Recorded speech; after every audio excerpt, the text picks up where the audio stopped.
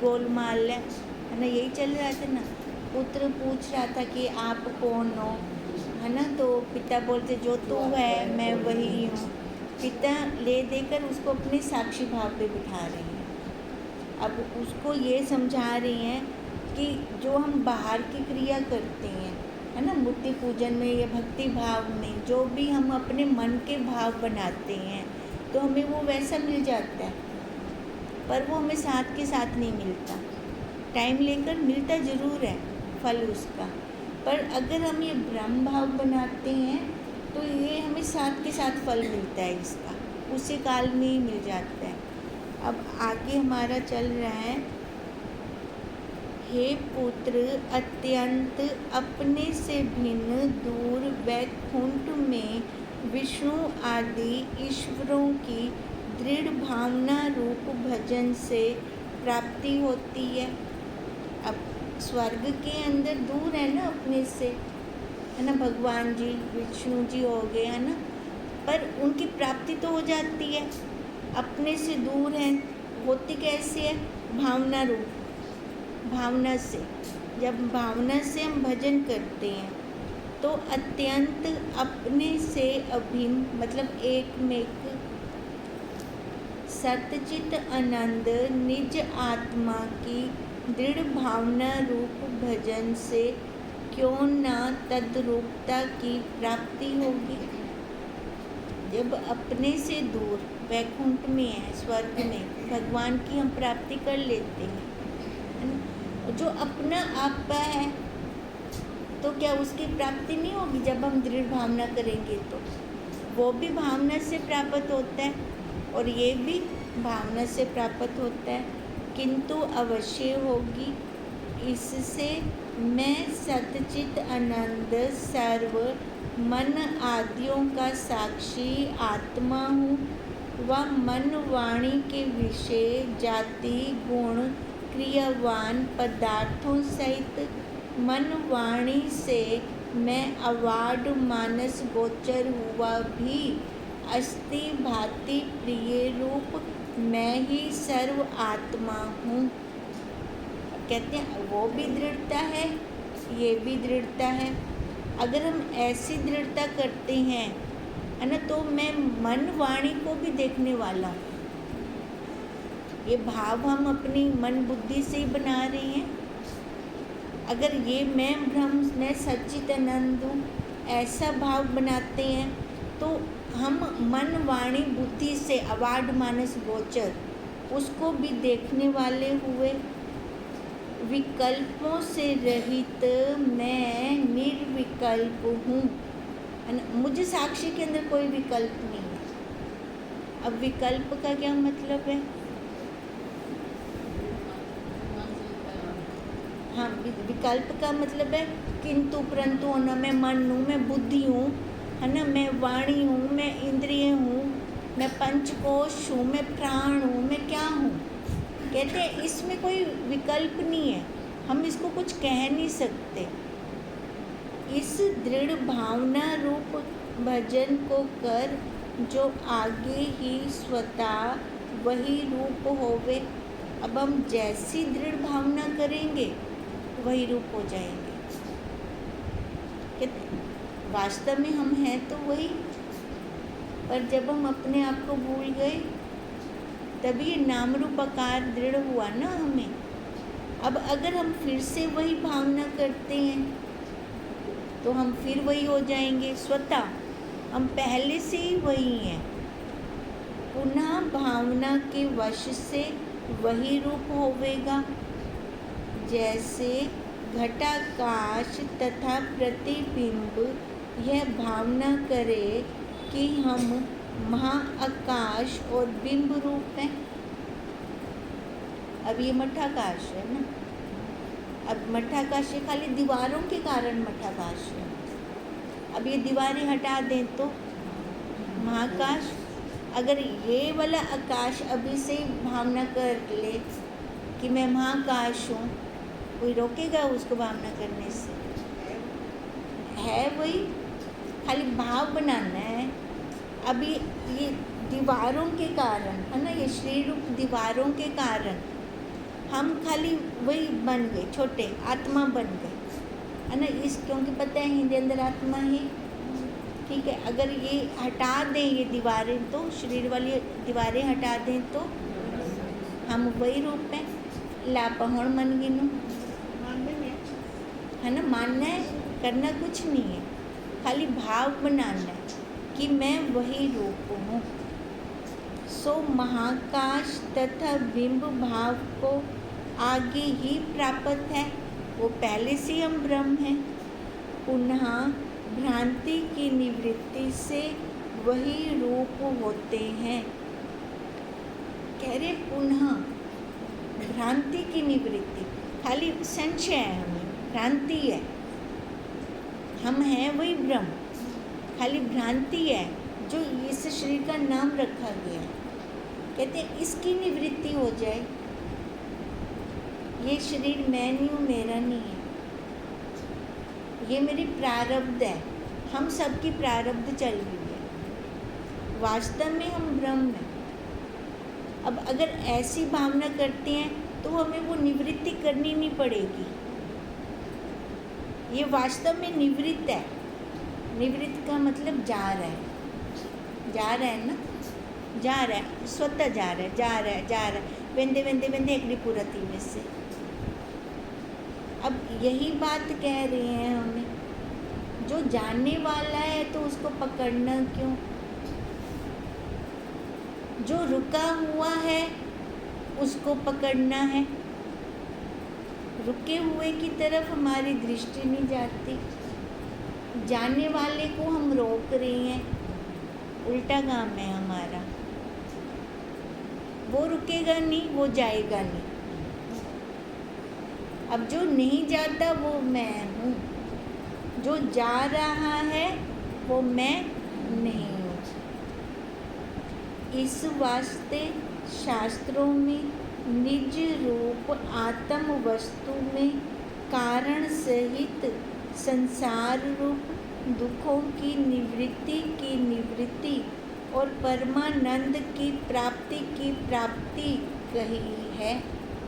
अब शास्त्रों में क्या कहा है, निज आत्म वस्तु को पाने के लिए संसार रूप दुखों की निवृत्ति, जैसे हम कहते हैं ना त्याग का त्याग, भी ये हमें निवृत्ति करनी है। निवृत्ति की निवृत्ति कैसे, एक बार मैंने निवृत्ति कर दी, मैं ब्रह्म हूँ, मैं ये देह नहीं हूँ, नाम रूप आकार नहीं। अब इसकी निवृत्ति कैसे, ये भाव भी ना आए कि मैं ही वे निवृत्ति की है, जो हमारा स्वभाव बन जाता है, मैं वही स्वभाव रूप हो जाऊँ, है ना। अब अगर भाव आता है तो कहीं ना कहीं अहंकार आ जाएगा, वो अहंकार फिर क्या ले आएगा, आकार को ले आएगा ना। अहंकार आकार दोनों इकट्ठे चलते हैं। अब वो उससे हमारा कभी ना कभी आकार खड़ा हो जाएगा। अब आकार आ गया तो मेरी मेहनत गई पानी में। तभी कहा निवृत्ति की निवृत्ति और परमानंद की प्राप्ति। एक बार उसको मैंने अनुभव कर लिया, है ना, अब वो भी स्वभाव में आ जाए। अब मेरे को परमानंद की प्राप्ति करनी है, ऐसा भावना उठे, मेरे से जो चीज़ अलग है उसको लेने की इच्छा होगी। जो मेरे पास है या मैं हूँ, मेरे को इच्छा होगी उसके लिए, नहीं ना। अगर वो मैं परमानंद हूँ, वही परमानंद स्वरूप हूँ, तो उसकी प्राप्ति कौन करेगा, मैं तो वही रूप हूँ ना, उसकी प्राप्ति करनी पड़ेगी फिर। हाँ, तभी कहा कि उस परमानंद की प्राप्ति भी वही रूप हो जाए, उसका भाव भी ना आए। जैसे गुण के स्वाभाविक स्वरूप में कटुता की निवृत्ति और मधुरता की प्राप्ति कही गई है। अब जो चीज़ हमें कड़वी लगती है उसको तो निवृत्त कर देते हैं, नहीं लेना मेरे को। अच्छा, सपने में भी नहीं लेंगे, है ना। निवृत्ति इतनी दृढ़ निवृत्ति है, जो चीज़ मेरे को अच्छी नहीं लगती उसको मैं सपने में भी नहीं लूँगी, और जो मेरे को अच्छी लगती है मधुर वस्तु, है ना, उसको लेने की इच्छा है, पर उसकी सपने में भी आएगी, हाँ वो आ जाए। अब कहते हैं ये वस्तु ऐसी है, अगर एक बार मैंने ले ली, इसकी अनुभूति ले ली, मैं वही रूप हो गई, फिर मेरे को ज़रूरत नहीं है। मैं फिर वो जैसे नमक की पुतली गई पानी में, अब पानी में गई है तो हम निकाल सकते हैं उसको भी, इमें घोल मिल बनूं। वो परमात्मा मीठा है गुड़ समान, अंदर बाहर एक समान, मतलब वो फिर एक में एक हो गया, अंदर बाहर एक हो गया। अब ऐसे, अब वो परमात्मा हम कहाँ देखेंगे? अपने अंदर ना, मैं हूँ वो परमात्मा, वो एक अंदर बाहर एक समान। अंदर भी कहीं देखना, लोगों मैं ही हूँ, हाँ बस मैं हूँ, है ना। ऐसी दृढ़ता हो, ऐसा भाव हो, और ये अभ्यास से होगा। जैसा हमारा अभ्यास चलेगा ना, वैसे वो रमता जाएगा, अपने आप में हम बैठते जाएंगे। फिर पुत्र ने कहा, हे पिता, किसी शास्त्र में कर्मों को मोक्ष का साधन कहा है? किसी में नहीं। दोनों मध्य में कौन सा ठीक है? अब क्या कह रहा है पुत्र का, क्या क्वेश्चन है? किसी शास्त्र में कर्मों को मोक्ष का साधन कहा गया, भी हम कर्म करेंगे तो हमें मोक्ष होगा, और किसी में नहीं कहा गया। अब दोनों में से कौन ठीक है?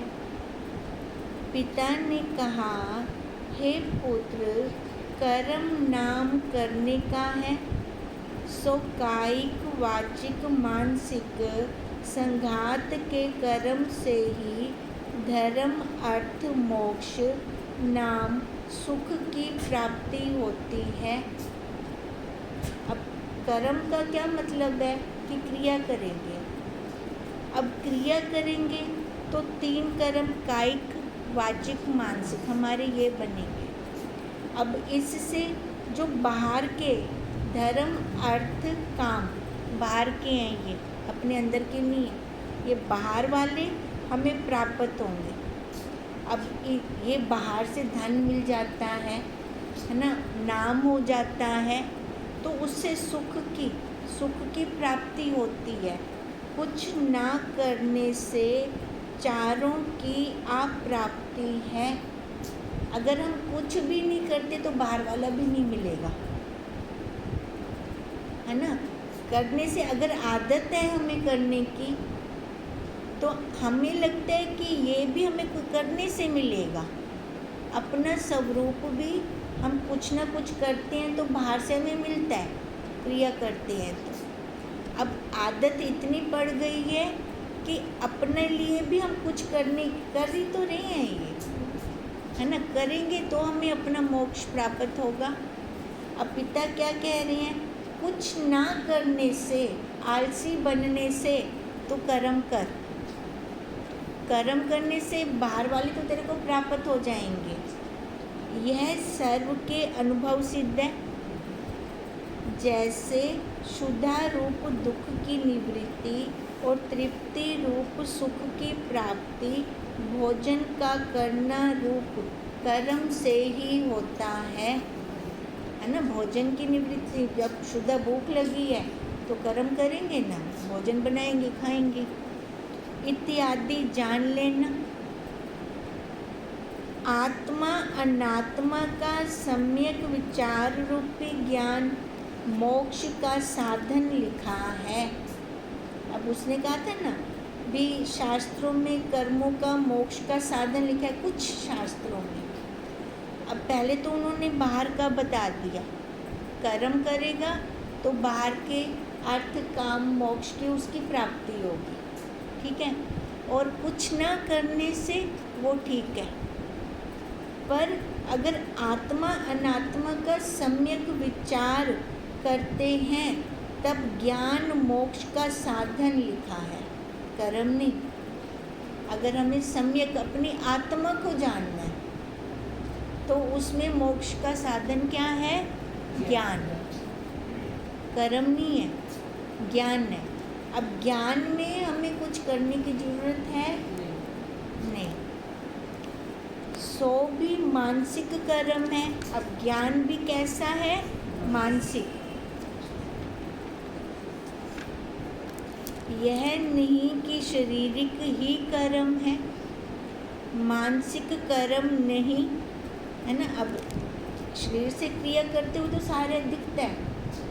कहते हैं खाली वहाँ से शारीरिक क्रिया करने से खाली कर्म नहीं बनते, मन से भी हम कर्म कर जाते हैं, उससे भी हमारे कर्म बनते हैं। किंतु जो संघात से करिए तिसी का नाम कर्म है। इससे कर्मों से ही सुख रूप मोक्ष प्राप्त होता है।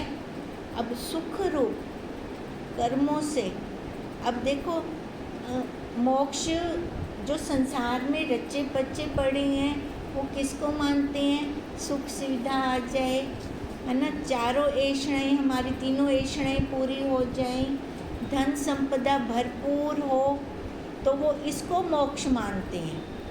अपने आप को नहीं जानते भी अपने आप का भी हमारा मोक्ष होता है।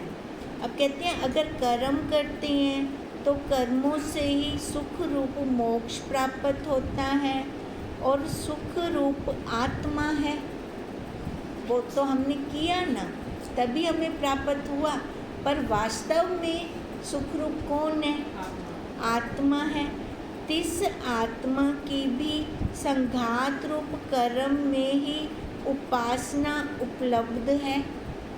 अब जो ये आत्मा है, अब इस आत्मा, देखो आत्मा को हमने कब जाना? जैसे में शरीर में आई, बिना शरीर के आपको पता लग से नहीं।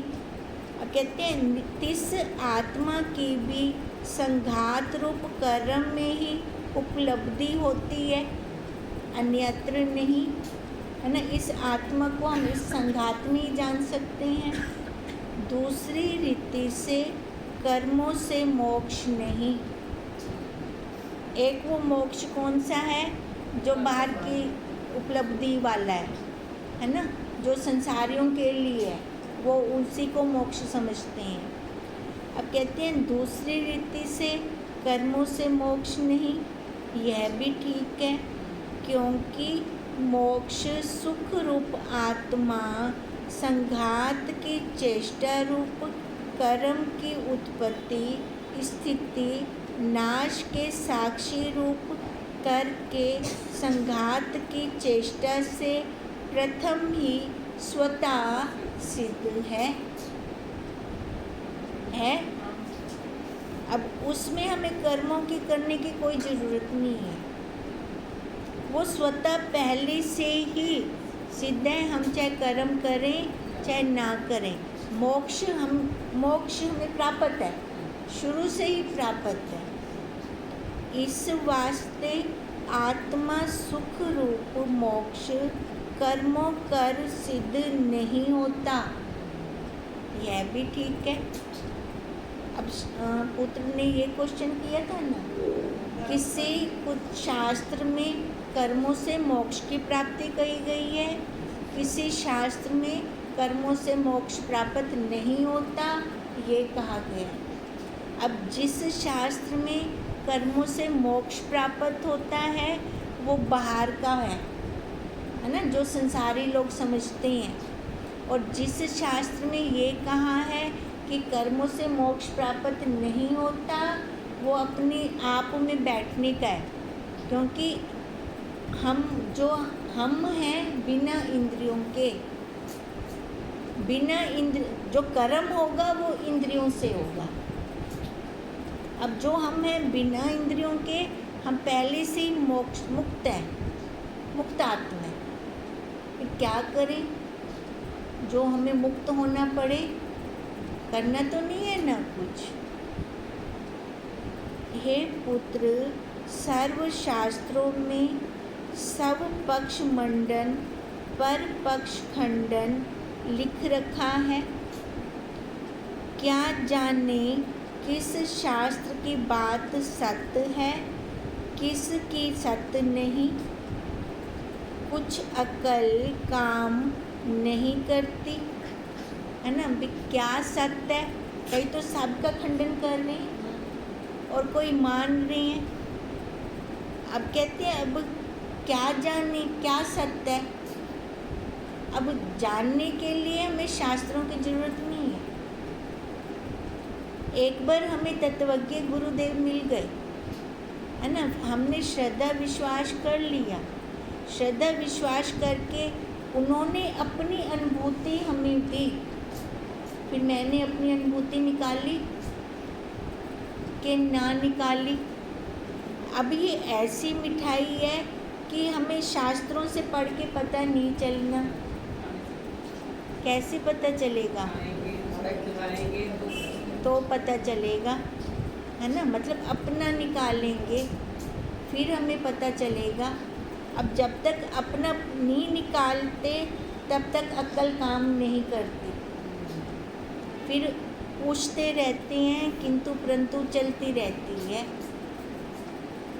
इसी के सर्वसम्मत मृत्यु याद पूर्वक सत संभाषण आदि सद्गुणों को अपनी सामर्थ्य के अनुकूल ग्रहण करना। अब जिसके अंदर जितनी सामर्थ्य है, यानी जिसकी जितनी स्थिति है, वो उतना ग्रहण कर पाएगा, उससे ज़्यादा नहीं कर पाएगा। फिर क्या होगा, अगर वो वहाँ तक पहुँचा नहीं है तो उसको समझ नहीं आएगा, तो वो जहाँ तक पहुँचा हुआ है उसको उतना सही लगेगा, आगे वाला गलत लगेगा, है ना। ऐसा होगा ना, क्योंकि अभी वो वहाँ तक पहुँचा नहीं है, अब वो तक से खराब है। और असत्य संभाषण आदि असत्य गुणों का निज शक्ति अनुसार त्याग करना। जितनी हमारी बुद्धि असत्य गुणों को त्याग कर सकती है करें, पर वो भी हम अपनी स्थिति के अनुसार त्याग करेंगे। अपनी स्थिति से बढ़ के त्याग नहीं कर सकते। ईश्वर को सब स्वरूप करके व भेद बुद्धि करके अपने व्यवहार के अवसर अनुकूल काल में सच्चे दिल से घड़ी व 2 घड़ी, एक वक्त या 2 वक्त स्मरण करना। अब कहते हैं ईश्वर को सब स्वरूप करके या तो अपना मानते करो या भेद बुद्धि द्वारा ईश्वर बाहर है। अब क्या करें, अपने व्यवहार अवसर अनुकूल, है ना, जैसे हमारी स्थिति है हम उसके अनुसार सच्चे मन से एक घड़ी भी उनको याद कर लो। अब याद करने से क्या होगा कि निज शक्ति मुआफिक सब गुणा निर्गुण ईश्वर का गुरुदत्त नाम उच्चारण आदि पूर्वक स्मरण व ध्यान करना और सचावट का व्यवहार करना। इतने में अकल्याण होवे तो होने दें। अगर देखो कोई कहते ना भी तेरे को याद करके क्या मिलेगा, तू अपना टाइम बर्बाद कर रही है, पर तू सच्चे मन से अगर तू उसको याद कर रही है तो याद कर, उसको स्मरण कर, है ना। भले सामने वाले तेरे को जो कुछ मर्जी कहें, और तेरी अगर खुद की निष्ठा है तो उसको प्राप्त कर लेगी। अब ना कई बार होते हैं कि बच्चे, अच्छा हम मंदिर हो आए, माला करके आए, तो कई बार पूछते हैं कितनी माला की, हाँ 2 माला की। अच्छा 2 माला में 108 मन के हैं। अब सच सच बताना, 108 मन के में तेरा मन कितने मनकों पे टिका, या खाली शरीर से बैठा था वहाँ, ठीक है। हम जब बच्चों से ऐसे पूछते हैं, फिर वो बताते हैं मम्मी फिर मैंने पूछा, मैं कि 8 तो ज़्यादा था, तेरा लग गया कहना उसे ध्यान, अभी इतना ही लगा होगा, इससे ज़्यादा नहीं लगा होगा। नहीं इससे ज़्यादा लगा था। अब देखो मतलब ध्यान है, हाँ कहाँ तक लगा।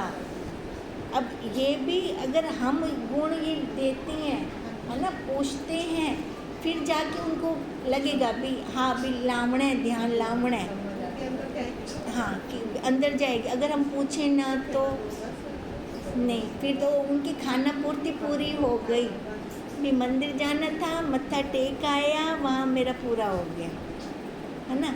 पर नहीं, हमें आगे पहुँचाना है।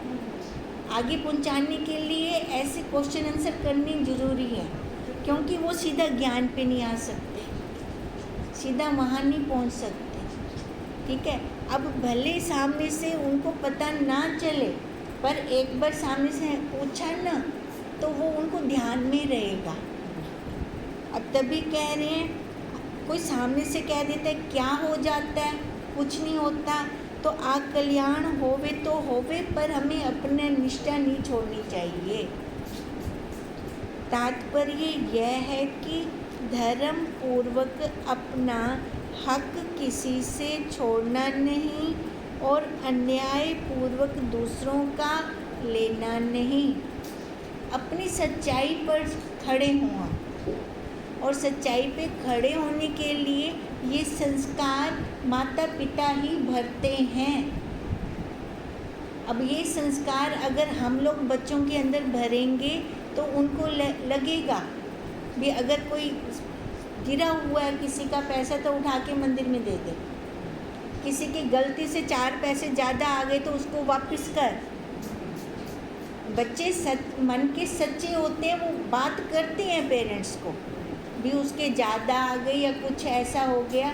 अगर वहाँ पर पेरेंट्स नहीं कहते भी कह दे भी हाँ तू रख गए, उन्होंने अंदर संस्कार हुए पहले से मिला, ठीक है। अगर पेरेंट्स कहते भी नहीं, जिसके ज़्यादा है उसको नहीं पता लगा तो वापस कर, वो देखो बच्चे के अंदर ये संस्कार भरे जाते हैं। अब ये संस्कार पेरेंट्स भरते हैं। अगर वहाँ पे उसको बोला भी तो वापस कर, तो वो हमेशा के लिए अब उसका वैसे रहेगा, स्वभाव वैसे बन जाएगा, ठीक है। अब तब भी कहा कि सच्चावट के ऊपर खड़े हों। अगर सामने से कोई कह दे भी इससे कल्याण होगा, कुछ नहीं होगा, तूने तो नहीं लिया, उसको कौन सा पता है, पर नहीं, वो रुकेंगे नहीं वहाँ पर, किसी के कहने में नहीं आएंगे, सच्चावट पे चलेंगे। अब सच्चावट पे, अब देखो अब कर्म कांड का चल रहा था ना, शास्त्रों में किसी ने कहा है कर्म करने से मोक्ष होता है, किसी ने ना करने से। अब सच्चावट क्या बता रहे हैं, बाहर का तो कर्मों से होगा और अंदर का परमात्मा बुद्धि से, जानने से, ज्ञान से होगा, ठीक है। अगर कोई सामने से कह दे ज्ञान ध्यान कुछ नहीं है, तू मंदिर जा, मत्था टेक, वहाँ से तेरे को मिलेगा, तो कहते हैं वो रोकना, वहाँ से रोकना। भले वो सामने वाला कह दे तेरा कुछ नहीं बनने वाला इससे, तो भी हाँ कहने दो उनको, पर अपना कहाँ से कल्याण होगा, कहाँ से मोक्ष होगा, अपने आप से, ठीक है। ओम